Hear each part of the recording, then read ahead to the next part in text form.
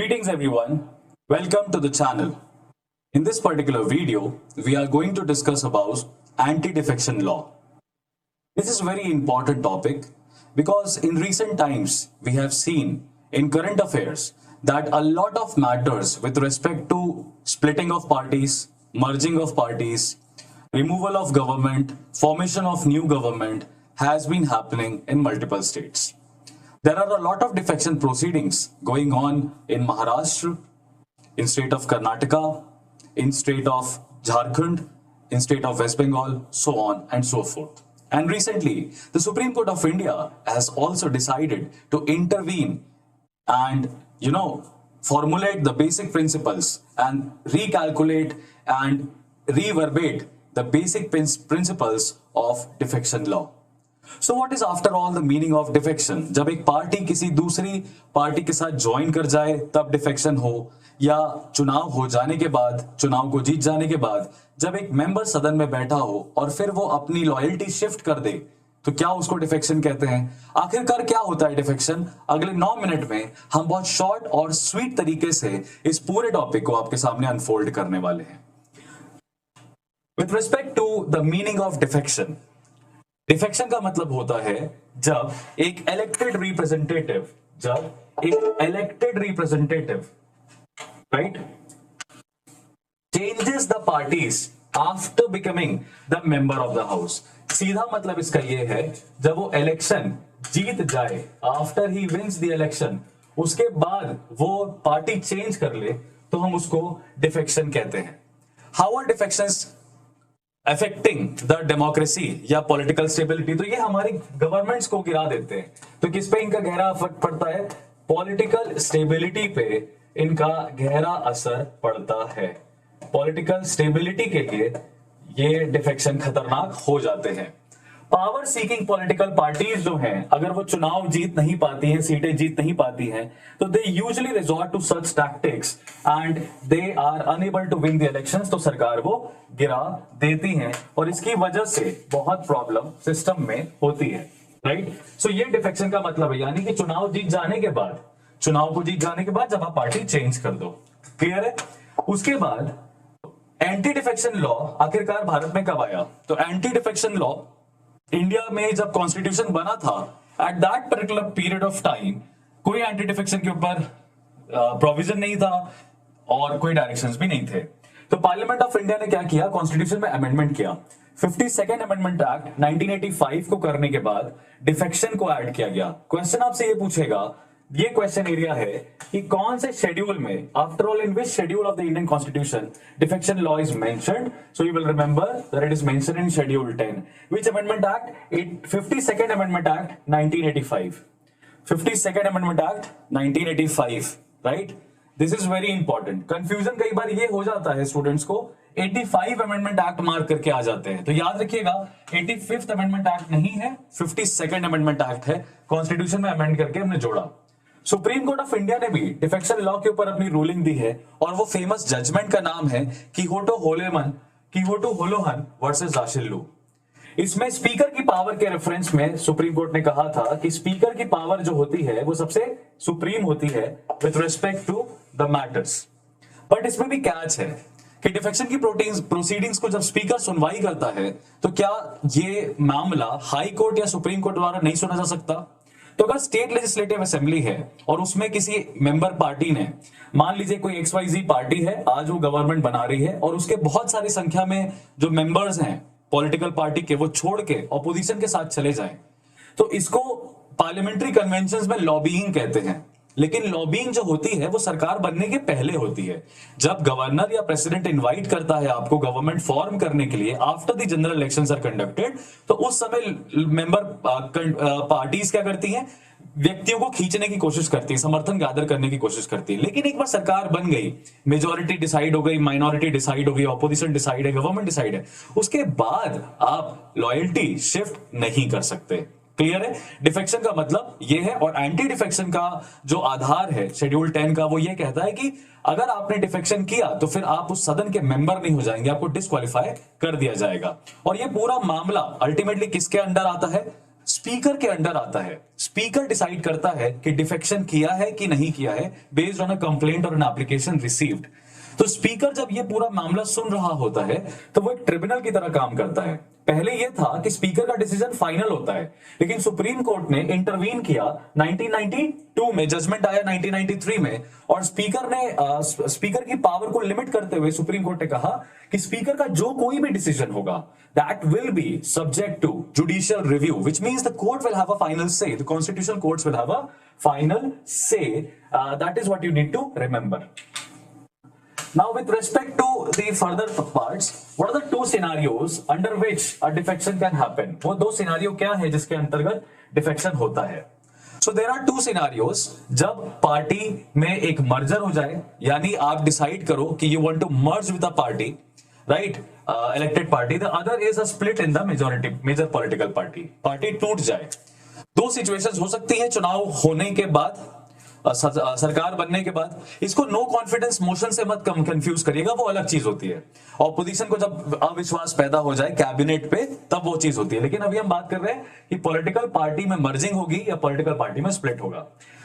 दोनों तरीके से, स्प्लिट या मर्जर, दोनों तरीके से जब आप साइड स्विच कर रहे होते हैं, both the split and the merger of the political party has to be initiated within the party first. This is what is important. यानी एक पॉलिटिकल पार्टी होती है, उसमें कई सारे मेंबर्स होते हैं, उस पॉलिटिकल पार्टी के कुछ मेंबर्स इलेक्शन जीतते हैं तो सदन में लेजिस्लेटर बन के बैठते हैं। अगर पॉलिटिकल पार्टी का प्रेसिडेंट या जो भी पर्सन है वो डिसाइड करता है कि हम अपनी पॉलिटिकल पार्टी को तोड़ रहे हैं दो हिस्सों में, तो पहले पॉलिटिकल पार्टी डिसाइड करेगी, उसके बाद सदन में जो इलेक्टेड मेंबर्स हैं वो बताएंगे कि पॉलिटिकल पार्टी के डिसीजन के हिसाब से हम शिफ्ट कर रहे हैं अपनी लॉयल्टी। जैसा कि शिवसेना के मामले में हुआ, एकनाथ शिंदे साहब कई सारे एमएलएस को लेके अलग हो गए। अब मामला ये है, उद्धव ठाकरे जी का कहना ये है कि जो ओरिजिनल शिवसेना है लेड बाय उद्धव ठाकरे, उसने डिसाइड नहीं किया था कि वो अपनी पार्टी को स्प्लिट करेगा, राइट? ये डिसीजन लिया एकनाथ शिंदे ने सदन के अंदर। That is the constitutional debate that is going on, उस पर हमको बहुत ज्यादा नहीं जाना है। तो आप ध्यान रखिएगा, जो भी स्प्लिट और मर्जर है वो कहां होना चाहिए? पॉलिटिकल पार्टी में होना चाहिए, असेंबली में नहीं होना चाहिए। पॉलिटिकल पार्टी के दिशा के बाद असेंबली के अंदर जो इलेक्टेड रिप्रेजेंटेटिव्स हैं वो डिसाइड करेंगे कि हम पार्टी के हिसाब से किसकी तरफ अपनी लॉयल्टी शिफ्ट कर रहे हैं। उसके बाद दूसरा बड़ा इंपॉर्टेंट पॉइंट है कि 4 ग्राउंड्स क्या है डिफेक्शन के। तो डिफेक्शन के देखिए सिंपल 4 ग्राउंड्स हैं, इनको मैंने 4 पॉइंट्स में तोड़ा है। पहला ग्राउंड ये है कि अगर कोई व्यक्ति जो कि निर्दलीय लड़ा है, राइट, जो कि निर्दलीय लड़ा है, कि इंडिपेंडेंटली इलेक्टेड पर्सन है, वो कोई पॉलिटिकल पार्टी ज्वाइन कर ले तो डिफेक्शन हो जाएगा। एक कोई व्यक्ति जो किसी पॉलिटिकल पार्टी से जीत के आया है वो अपनी मर्जी से वॉलंटरली गिव अप कर दे अपनी मेंबरशिप को। दूसरा, अगर कोई मेंबर एक पॉलिटिकल पार्टी का अपनी पॉलिटिकल पार्टी के डिसीजन के हिसाब से वोटिंग ना करे या पार्टी के दिशा निर्देश डायरेक्शंस के अगेंस्ट कुछ भी डिसीजन ले वोट कर दे, तो वो भी एक तरीके से क्या हो जाता है? डिफेक्शन के अंडर आ जाता है। आपने किसी भी तरह की पार्टी से परमिशन नहीं ली थी और आपने पार्टी के अगेंस्ट वोट कर दिया। आपकी पॉलिटिकल पार्टी किसी पर्टिकुलर बिल को पार्लियामेंट में या लोकसभा में या स्टेट लेजिस्लेटिव असेंबली में फेवर कर रही है, पर आप इकलौते व्यक्ति हो जो पॉलिटिकल पार्टी के अगेंस्ट जाके नो कह रहे हो, तो वो डिफेक्शन होता है।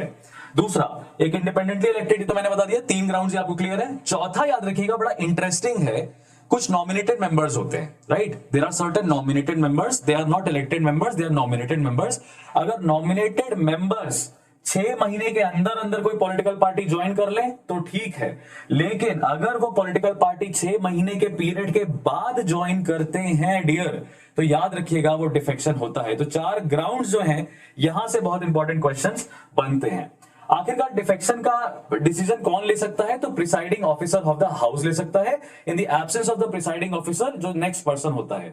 तो with respect to Lok Sabha it is the speaker, with respect to legislative assembly it is the speaker और the deputy speakers, with respect to legislative councils and with respect to Rajya Sabha it would be the chairman और the vice chairman, that you will be remembering it.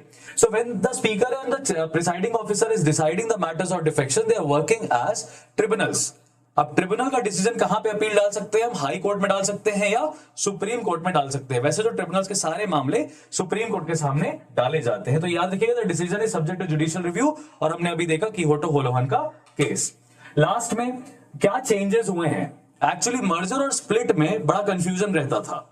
तो 1985 में 52nd amendment के बाद क्या हुआ, एक amendment act आया 2003 में जिसको कहा गया 91st अमेंडमेंट एक्ट। उसने एंटी डिफेक्शन लॉ में कुछ चेंजेस किए। क्या चेंजेस किए? उन्होंने ये कहा कि जो पॉलिटिकल पार्टी का स्प्लिट है, टूटना, वो कैंसिल कर दिया। किसी भी तरीके से पॉलिटिकल पार्टी का स्प्लिट नहीं हो सकता है, और अगर स्प्लिट हो रहा है, व्यक्ति दूसरी तरफ चला जा रहा है, तो उसको हम डिफेक्शन कहेंगे। दूसरा उन्होंने ये बोला कि अगर मान लीजिए कोई पॉलिटिकल पार्टी के 2/3 मेंबर्स डिसाइड करते हैं to merge with another political party, right, यानी कि पूरा का पूरा गवर्नमेंट जो है, एक तरीके से मेजॉरिटी है, वो शिफ्ट हो जा रही है दूसरी तरफ, तो 2/3 होने चाहिए। 2/3 members of the political party, legislators who are members of political party and also the part of the house, decide to shift to the other party, the other political party in the house, then it is called as a merger and it is not a defection. अगर 2/3 से कम रहे और आपने कर दिया, तो एक एक व्यक्ति के ऊपर डिफेक्शन का प्रोसीडिंग चलेगा और फिर आपको आपकी मेंबरशिप जो है हाउस की छोड़नी पड़ेगी। बहुत बड़ी बात होती है डेमोक्रेसी में, एक चुनाव जीता हुआ व्यक्ति सदन से बाहर कर दिया जाए, right? So you will remember this, these conditions were changed and now political parties can only be changed by way of merger and there is no ground of split. Remember this? कब हुआ ये? Which amendment act? The amendment act is it was brought by 91st Amendment Act of 2003. If a member goes out of a political party by way of a merger, with 2/3 members of the party have agreed to the merger, then it is not a defection, right? Split by has been deleted. So you will always remember this. ये decision Supreme Court ने दिया था कि किसका decision final होता है। So it is the presiding officer who is the nodal authority to decide on the matters, but then this matter can be taken up to a Supreme Court. In Kihoto Hollohan case this was held. You will remember this, right? These are important facts, two factual areas जहां से questions लगातार competitive examinations में पूछे जाते हैं and definitely आपके examination में भी उसी अराउंड क्वेश्चंस बनेंगे। What is the impact of defection being proved? And again आपसे पूछा जाए कि डिफेक्शन का इंपैक्ट क्या है, तो आप बोलेंगे सिंपली, देखिए भाई, जो चुनाव जीता हुआ व्यक्ति है, मेंबर जो है, वो डिस्क्वालीफाई कर दिया जाएगा from being the member of the house. But what is the point of debate right now? That the anti-defection law, which was incorporated in Schedule 10 of Indian Constitution, does not mention any time period within which the speaker or the presiding officer has to decide the matter. कोई time period decide नहीं किया गया है। That's the root problem. तो अभी supreme Court ने intervene किया था 2011-2010 में, समय समय पे सुप्रीम कोर्ट ने अपने दिशा निर्देश दिए हैं और कहा है स्पीकर को कि आप 3 महीने के अंदर अंदर ऐसी एप्लीकेशंस पे प्लीज सुनवाई करके मामले को सेटल करें। क्योंकि अगर आप बैठे रह जाएंगे, कई बार हुआ 3-3, 4-4 साल तक स्पीकर ने एंटी डिफेक्शन के ऊपर कोई सुनवाई नहीं की और फिर क्या होता है, नया चुनाव हो जाता है तो मामला फिर रफा दफा हो गया। ऐसे में क्या है कि पॉलिटिकल स्टेबिलिटी पे काफी गहरा प्रभाव पड़ता है। लेकिन याद रखिएगा, हमारे कॉन्स्टिट्यूशन में एक स्कीम है सेपरेशन ऑफ पावर्स की। तो जुडिशरी यानी सुप्रीम कोर्ट किसी भी तरीके से लेजिस्लेचर के ऊपर बाइंडिंग डिसीजन नहीं दे सकता है। जो भी दे सकता है वो डायरेक्टिव्स इशू कर सकता है, वो भी एक तरीके से ओपिनियन रहेंगे जो कि लेजिस्लेचर के ऊपर है टू टेक इट अप और not to take it up. हालांकि संवैधानिक प्रतिष्ठानों पे एक जिम्मेदारी है प्लस एक म्यूचुअल रिस्पेक्ट का फीलिंग भी है, तो उसको मैनेज करने के लिए, उसको बढ़ाने के लिए speaker will usually abide by what the supreme court is saying, follow करेगा, क्योंकि एक म्यूचुअल रिस्पेक्ट है इंस्टीट्यूशंस में।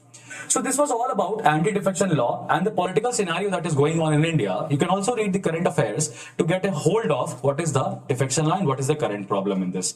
This was Harshvardhan Tripathi signing off from today's video analysis. I'll see you guys in the next.